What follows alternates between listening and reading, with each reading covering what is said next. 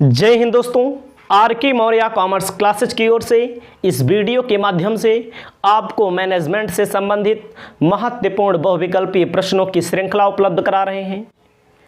आपको पूरी वीडियो देखना है। जो भी प्रश्न आपको दिख रहा है मैनेजमेंट से संबंधित स्क्रीन पर, इसे आपको अपने कॉपी में लिखना है। मैं एक एक करके पढ़ता हूँ, एक एक करके आपको समझाता हूँ। आप अपनी कॉपी में जब इसे लिखेंगे तो आपका काम बहुत आसान हो जाएगा, आपको यहाँ पर याद हो जाएगा।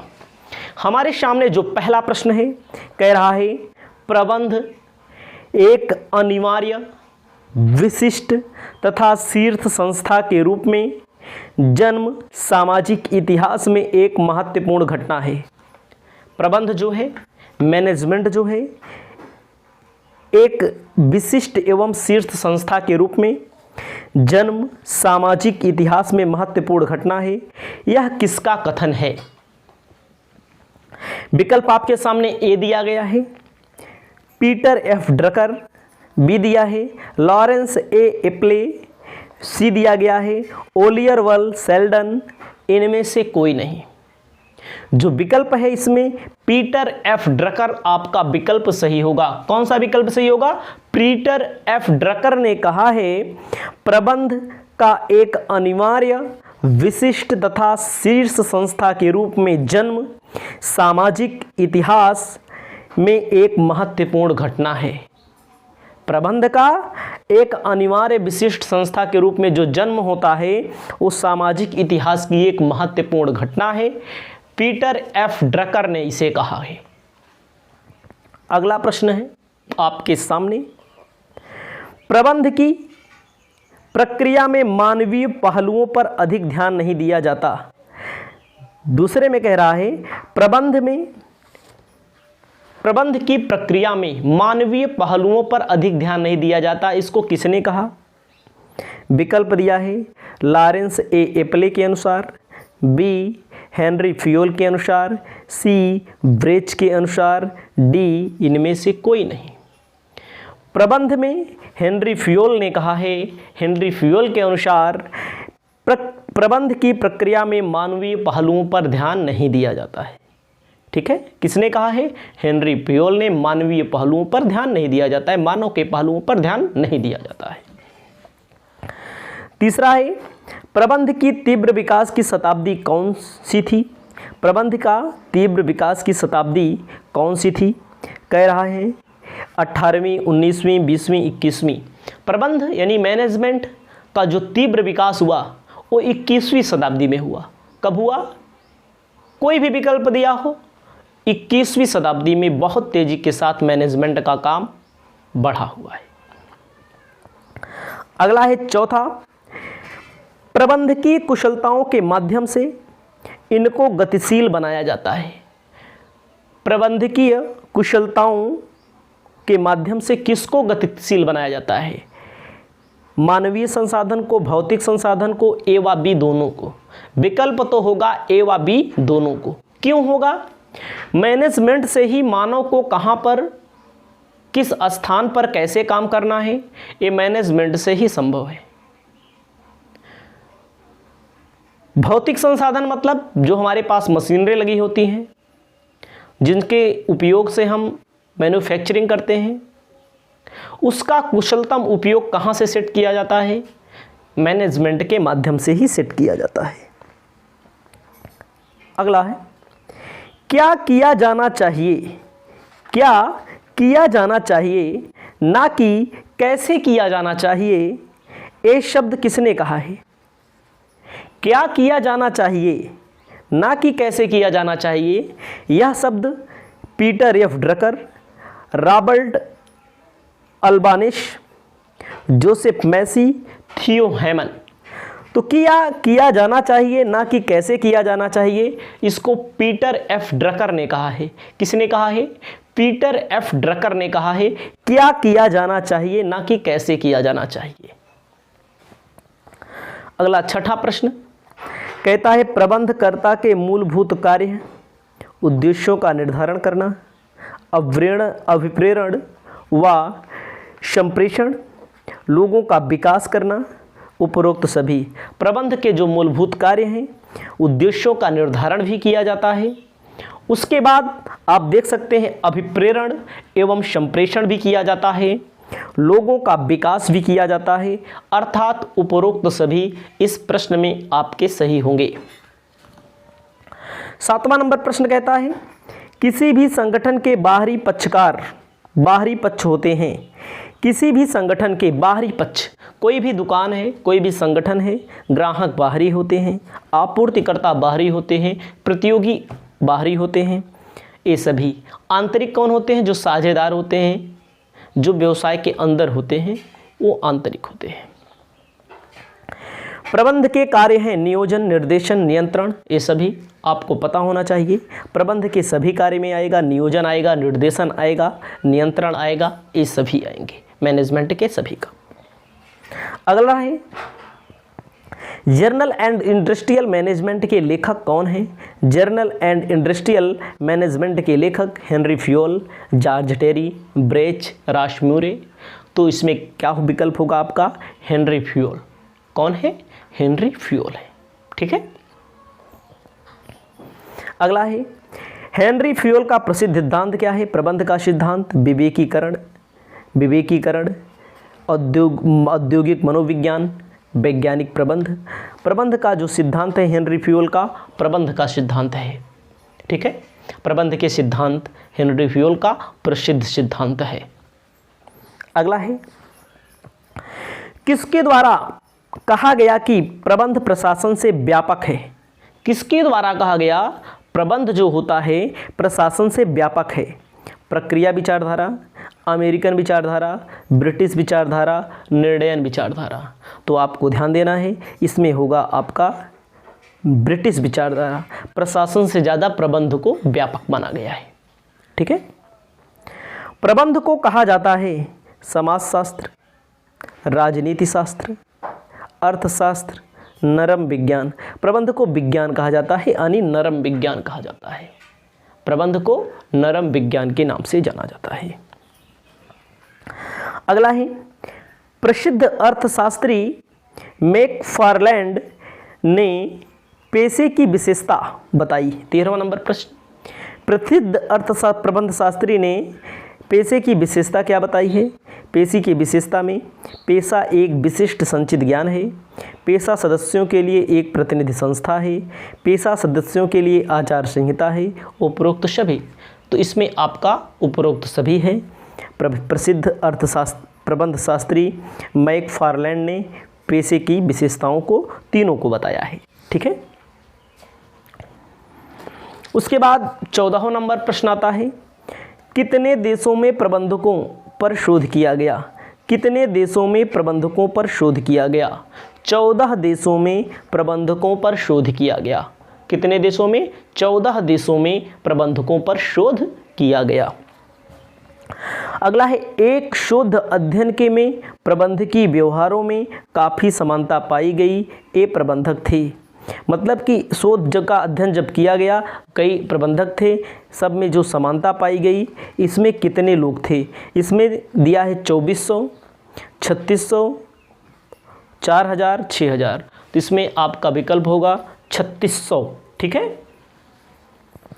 16वां नंबर प्रश्न में आप देखेंगे प्रबंध की प्रक्रिया पर कोई प्रभाव नहीं पड़ता। देश, संस्कृति, उपक्रम, ये सभी आपको ध्यान देना है। प्रबंध की प्रक्रिया में कोई प्रभाव नहीं पड़ता। देश का, संस्कृति का, उपक्रम का, ये सभी विकल्प इसमें आपका सही होगा। ये सभी विकल्प आपका सही है। ठीक है। अगला है प्रबंध के मूलाधार एवं सिद्धांत होते हैं सभी देशों के लिए एक जैसे, सभी देशों के लिए भिन्न, व्यक्तियों के लिए भिन्न, परिस्थितियों के अनुसार भिन्न। तो आपको ध्यान देना है प्रबंध के जो मूल आधार हैं, मूल सिद्धांत हैं, सभी देशों के लिए एक ही तरह के हैं। सभी देशों के एक ही तरह के होते हैं। अगला है 18वां नंबर प्रश्न, प्रबंध के बाह्य वातावरण में सम्मिलित किया जाता है आर्थिक एवं शैक्षणिक, सामाजिक, राजनीतिक, सांस्कृतिक, उपर्युक्त सभी। तो आपका इसमें 18वां नंबर उपर्युक्त सभी होगा। प्रबंध के बाह्य वातावरण में ये सब शामिल किए जाते हैं। अगला है 19वां नंबर प्रश्न, कह रहा है प्रबंध का एक सामाजिक उत्तरदायित्व दोनों के प्रति है। उस उपक्रम के प्रति जिसका वह अंग है, उसके प्रति जिसका उपक्रम का वह अंग है, ये विचार किसने दिया? फिर से पढ़ेंगे। प्रबंध का सामाजिक उत्तरदायित्व दोनों के प्रति है। उस उपक्रम के प्रति जिसका कि वह अंग है, उसके प्रति जिसका वह उपक्रम का अंग है, यह विचार किसने दिया? तो आपको ध्यान देना है, यह विचार जो दिया है लॉरेंस ए इप्ले ने दिया है। अगला प्रश्न है 20वां नंबर प्रश्न, प्रबंध का अर्थ है व्यापक, गौण, संकुचित। आपको ध्यान देना है, जो प्रबंध होता है, प्रबंध का अर्थ बहुत बड़े मायने पे रखता है, बहुत मायने रखता है, बहुत बड़ा है। ठीक है। 21वां नंबर प्रश्न कह रहा है जो व्यक्ति अन्य लोगों से कार्य कराने की क्षमता रखता है उसे क्या कहेंगे? कहेंगे अनुपालक, प्रबंधक, निरीक्षक, जनक। जो व्यक्ति जैसे मैं या आप या कोई अन्य व्यक्ति, जैसे बैंक में आप जाते हैं तो बैंक में मैनेजर अन्य कर्मचारियों से काम कराने की क्षमता रखता है, उसे क्या कहेंगे? उसे प्रबंधक कहा जाएगा। अगला है उत्पादन के गैर मानवीय साधन हैं मशीन, प्रबंध, श्रम, भूमि। उत्पादन के जो गैर मानवीय साधन हैं वो है प्रबंध। उत्पादन के गैर मानवीय साधन में प्रबंध आता है। उत्पादन के मानवीय साधन में सबसे महत्वपूर्ण क्या है? उत्पादन के मानवीय साधन में सबसे महत्वपूर्ण प्रबंध होता है। ठीक है। उत्पादन के गैर मानवीय साधन में क्या है? प्रबंध होता है। ठीक है। उत्पादन के गैर मानवीय साधन में मशीन है और मानवीय साधन में प्रबंध है। पिछले वाले 22वें नंबर क्वेश्चन में मशीन होगा, उसमें गलती हो गई थी। अगला प्रश्न है प्रबंध वस्तुओं का निर्देशन नहीं बल्कि व्यक्तियों का विकास करता है। यह शब्द किसने कहा है? जॉर्ज आर टेरी ने, हेनरी फ्योल ने, लॉरेंस ए इप्ले ने, विलियम ए न्यूमैन ने। प्रबंध वस्तुओं का निर्देशन नहीं बल्कि व्यक्तियों का विकास करता है, इसको किसने कहा है? तो इसको आपको ध्यान देना है। 24वें नंबर में सी लॉरेंस ए इप्ले ने कहा है। आगे हम आपको बताते हैं 25वां नंबर प्रश्न। 25वें नंबर प्रश्न में कह रहा है प्रबंध की क्रिया है। प्रबंध की क्रिया है उद्देश्यपूर्ण, नीतिपूर्ण, साहसिकपूर्ण, व्यक्तिगतपूर्ण। प्रबंध की जो क्रिया है, प्रबंध की जो क्रिया होती है वह उद्देश्यपूर्ण होती है। प्रबंध की जो क्रिया होती है वह कैसी होती है? उद्देश्यपूर्ण होती है। अगला है 26वां नंबर प्रश्न, प्रबंध मानव के जीवन पर प्रभाव डालता है नकारात्मक, सकारात्मक, वास्तविक, व्यक्तिगत। ध्यान दीजिएगा, प्रबंध मानव के जीवन पर वास्तविक प्रभाव डालता है। प्रबंध मानव के जीवन पर कौन सा प्रभाव डालता है? वास्तविक प्रभाव डालता है। अगला है प्रबंध के क्रियाकलाप सामूहिक होते हैं, अलग होते हैं? ए और सी दोनों होते हैं। प्रबंध के जो क्रियाकलाप होते हैं वो सामूहिक होते हैं, याद रखिएगा, सब लोग मिलकर काम करते हैं। अगला है प्रबंध का उद्देश्य होता है न्यूनतम खर्च पर अधिकतम परिणाम, अधिकतम खर्च पर न्यूनतम परिणाम, केवल अधिकतम खर्च, केवल न्यूनतम परिणाम। आपको बात से ही समझ में आ जाएगा, न्यूनतम खर्च पे अधिकतम परिणाम प्राप्त करना होता है। ठीक है, न्यूनतम खर्च करो, अधिकतम परिणाम मिले, अधिकतम रिजल्ट आए।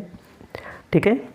अगला है प्रबंध का अर्थ है व्यक्तियों का विकास, वस्तुओं का विकास, व्यक्तियों का निर्देशन, वस्तुओं का निर्देशन। प्रबंध के अर्थ में आपको पता होगा क्या होगा, व्यक्तियों का विकास। क्या होता है, व्यक्तियों का विकास। व्यक्तियों का विकास प्रबंध से होता है। 30वां नंबर प्रश्न है, प्रबंध एक अदृश्य शक्ति है जो सहयोग करती है साधनों के श्रेष्ठतम उपयोग में, न्यूनतम खर्च पर अधिकतम परिणाम, व्यक्तियों के विकास पर उपरोक्त सभी।